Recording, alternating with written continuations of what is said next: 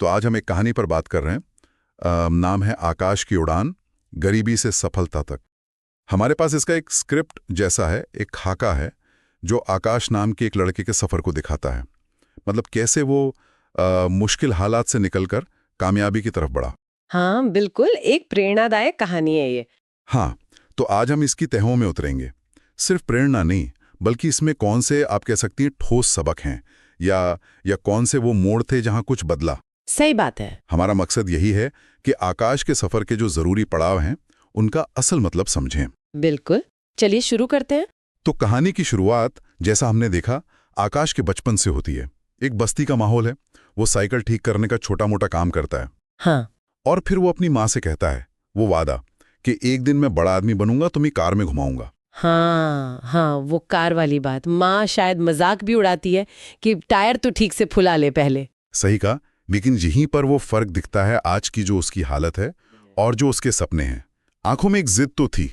बिल्कुल, और देखिए कहानी में यही एक दिलचस्प मोड़ आता है ना। अचानक से हाँ एक बिजनेसमैन की गाड़ी पंचर हो जाती है। हाँ। आकाश पहुंचता है, ठीक कर देता है। अच्छा। और वो आदमी जिसका नाम वगैरह कुछ नहीं पता हमें, वो पूछता है आकाश से, तुम स्कूल क्यों नहीं जाते? और फिर वो उसे किताब देता है, जिंदगी बदलने वाले 21 मंत्र। अच्छा। अब देखिए, ये कोई ऐसी जादुई किताब नहीं थी शायद, पर उस पल में, उस माहौल में वो एक चिंगारी जैसी थी।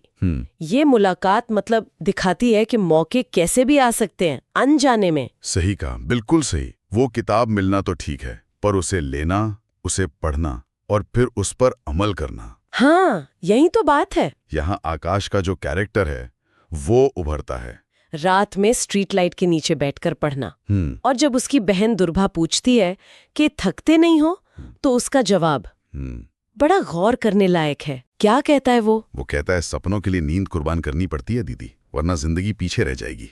मतलब ये सिर्फ डायलॉग नहीं है, ये उसकी सोच में जो बदलाव आ रहा था। हाँ, ये उसकी जिद है, उसका सबूत है। और ये जो जिद है, ये जो बदलाव है, ये कॉलेज तक पहुंचते पहुंचते एक ठोस शक्ल ले लेता है।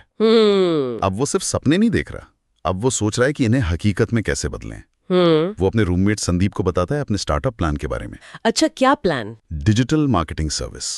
हाँ, मतलब आजकल जैसे सब ऑनलाइन है, तो दूसरे बिजनेस को ऑनलाइन बढ़ने में मदद करना, एड्स चलाना, सोशल मीडिया देखना, इस तरह की चीजें। समझ गई। उसके पास पैसे तो है नहीं, हाँ। पर वो कहता है बस दिमाग चाहिए और हिम्मत। कमाल है, ये आत्मविश्वास ये कहाँ से आया होगा? वो किताब या हालात से लड़ने का तजुर्बा? शायद दोनों का मेल। वो किताब से शायद दिशा मिली हो, हाँ। और मुश्किलों ने हिम्मत दी हो। लेकिन सिर्फ हिम्मत और दिमाग काफी नहीं होता ना, असल दुनिया में तो कुछ करके दिखाना पड़ता है। बिल्कुल। फिर वो पल आता है, उसकी पहली कमाई 5,000 रुपए।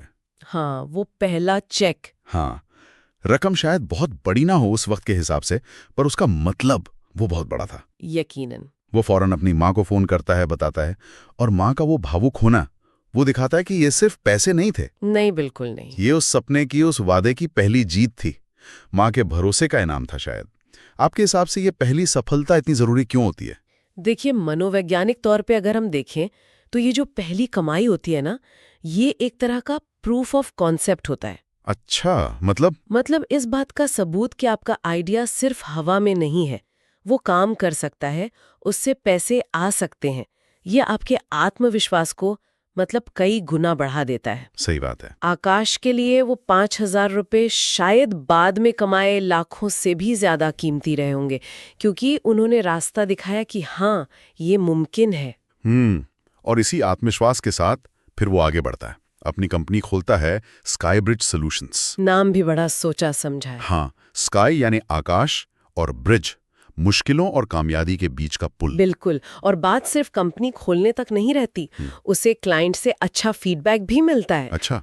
जो इस बात की पुष्टि करता है कि हाँ, उसका काम असरदार है, उसकी जो डिजिटल मार्केटिंग सर्विस है वो लोगों के काम आ रही है। मतलब आइडिया चल गया। हाँ, आइडिया चला भी, और वो जरूरत भी पूरी कर रहा था बाजार की। ये भी जरूरी होता है, सिर्फ मेहनत नहीं, सही दिशा में सही आइडिया के साथ मेहनत। बिल्कुल। और कहानी का अंत भी उतना ही मतलब पावरफुल है। आकाश स्टेज पर है, एक कामयाब इंसान, लेकिन वो भूला नहीं है कि कहां से आया था। वो याद करता है कैसे कभी टायर ठीक करता था, हाँ, कैसे एक अजनबी की दी हुई किताब ने एक सपना जगाया, और उसका संदेश बिल्कुल बिल्कुल सीधा है, डरो मत, झुको मत, बस चलते रहो। बिल्कुल। ये उसके सफर का जैसे पूरा चक्र दिखाता है, कहाँ से शुरू किया, क्या क्या झेला और कहाँ पहुंचा अपने उसूलों के साथ। सही कहा। इस पूरी कहानी का निचोड़ सार शायद यही है। पहला तो बड़े सपने देखने की हिम्मत रखो। हाँ। दूसरा, उन सपनों के लिए लगातार कोशिश करते रहो, मेहनत करो। और तीसरा, जो बहुत जरूरी है, जिंदगी में जो मौके आते हैं, छोटे या बड़े, उन्हें पहचानो और उनका फायदा उठाओ, जैसे आकाश ने उस किताब वाले मौके को पहचाना। बिल्कुल। और अंत में जो कहा गया है ना कि हर किसी के अंदर एक सपना होता है, वो बात सोचने पर मजबूर करती है, अपने अंदर झांकने पर। सही बात है। ये कहानी हमें ये भी सोचने पर मजबूर करती है कि हमारी जिंदगी में भी शायद ऐसी कई छोटी छोटी मुलाकातें होती होंगी, या कोई किताब या कोई बात। हाँ बिल्कुल। पर हम शायद उन्हें पहचान नहीं पाते या नजरअंदाज कर देते हैं। हो सकता है। तो सोचने वाली बात यह है कि हमारे आसपास ऐसी कौन सी अनदेखी चिंगारियां या मौके बिखरे पड़े हैं जिन्हें हम हवा दे सकते हैं। ये एक अच्छा सवाल है सोचने के लिए।